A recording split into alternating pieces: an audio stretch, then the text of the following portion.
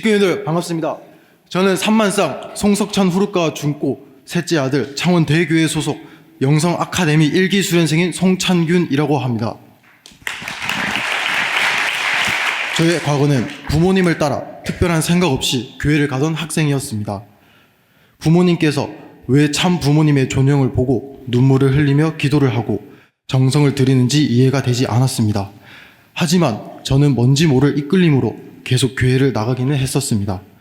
이후 성인이 되어서도 대학을 다니고 직장을 다니면서도 교회에 꾸준히 나갔지만 의무감에 나갈 뿐 저의 속은 텅 비어 있었습니다. 그러던 중 주변 사람들에게서 영성수련을 권유받았고 영성수련에 참여할 기회가 많았지만 40일이라는 기간이 너무나 길어서 가기 싫다는 이유로 저는 수련에 참석하지 않았습니다. 그런데 영성수련을 거절한 후부터 계속해서 안 좋은 일이 연달아 생겨났습니다. 회사에 입사하니 갑자기 회사의 상황이 어려워지면서 결국 회사가 없어지고 사소한 일부터 큰 일까지 하는 일마다 잘 안 풀리는 등 불행의 연속이었습니다. 그러다가 5차 영성수련에 들어가게 되었습니다.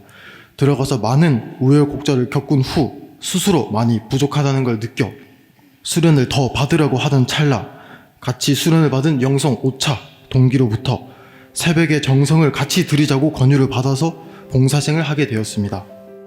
봉사생을 하면서 천심원 정성의 불이 꺼지지 않게 하는 부엉이 정성팀으로 들어가게 되었습니다.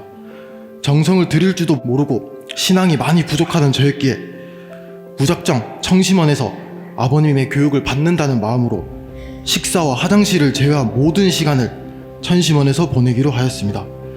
그렇게 24시간을 천심원에서 계속 살면서 휴대폰을 하더라도 앉아서 졸더라도 정말 아버님의 교육을 받으며 천심원에서 살아가기로 했습니다. 천심원에 살면서 어머님의 말씀을 훈독도 하고 원리 공부도 하고 기도도 하며 많은 정성을 할 수 있는 저에게는 정말 황금 같은 기회였습니다.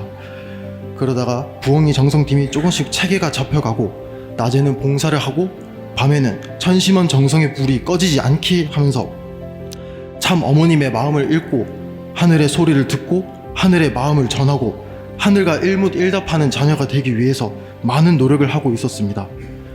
천심 영성 아카데미로 봉사할 수 있다는 것이 저에게는 너무나도 큰 기회인 것을 깨달았고 하루하루 정말 감사하는 마음으로 정성을 들이게 되었습니다. 그 감사한 마음을 혼자 얻는 것보다 참 어머님께 감사를 돌려드렸을 때 더 큰 감사가 계속해서 돌아온다는 것을 느꼈습니다.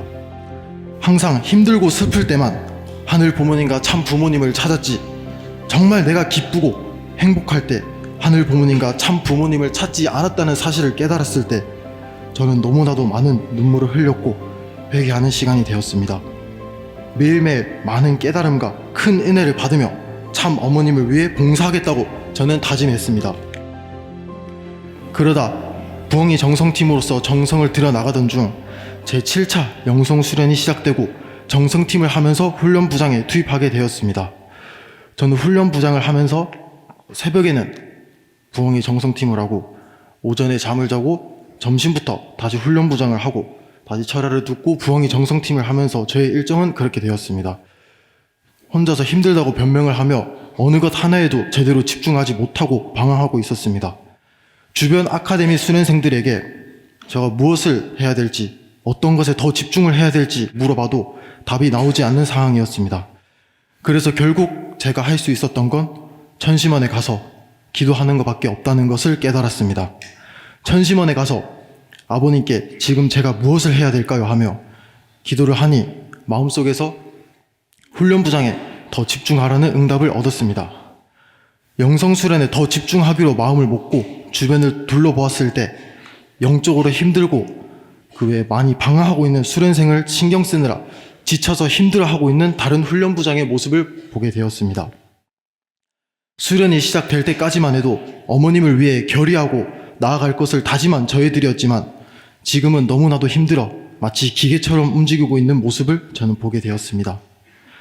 영적으로 힘들어하는 수련생과 어머님과 하나 되는 게 너무나도 어렵다고 하는 수련생들이 계속해서 나오고 자기가 수련을 왜 받고 있는지 그 의미를 잃어버리는 수련생들이 계속해서 나오는 상황까지 가버렸습니다.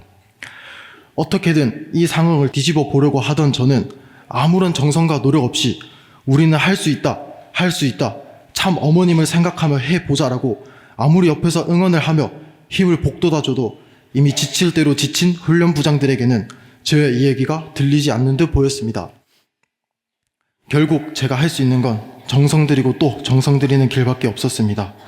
7차 수련생들과 훈련부장들을 위해 표정봉헌서를 쓰고 호명 기도를 하며 계속해서 정성을 들였습니다.